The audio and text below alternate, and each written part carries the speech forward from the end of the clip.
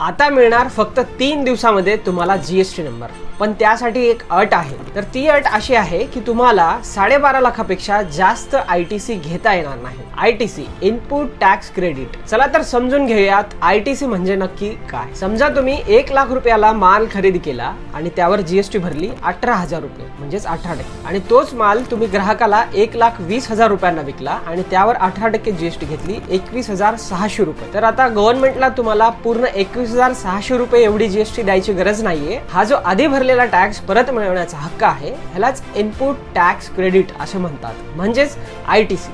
तुम्ही ग्राहकाकडून घेतलेला 21,600 आणि पूर्वी भरलेला 18,000 रुपये हे वजा करून तुम्हाला 3600 रुपये एवढा जीएसटी गव्हर्नमेंटला द्यावा लागेल. आता कधी कधी या उलटही होऊ शकतं, त्याला असं म्हणायचं इन्व्हर्टेड ड्युटी स्ट्रक्चर. आता उदाहरणार्थ, आता समजा तुमची एखादी फुटवेअर कंपनी आहे, तर इनपुटच्या वेळेस जेव्हा तुम्ही रॉ मटेरियल घेता लाईक रबर, तेव्हा तुम्हाला 18% एवढा जीएसटी द्यावा लागतो. तर आउटपुटच्या वेळेस तुमचं तयार झालेले शूज जेव्हा तुम्ही सेल करता त्यावरती तुम्हाला 5% जीएसटी एवढाच मिळतो. याचाच अर्थ असा होतो की तुम्ही खरेदीच्या वेळेस जास्त जीएसटी भरला आणि विक्रीच्या वेळेस कमी जीएसटी घेतला. अशा वेळी तुम्ही सरकारकडून जास्त भरलेला जीएसटी रिटर्न मागू शकता. अशाच सोप्या पद्धतीने तुम्हाला टॅक्स आणि फायनान्शियल प्लॅनिंग शिकायचं असेल तर फॉलो करायला विसरू नका.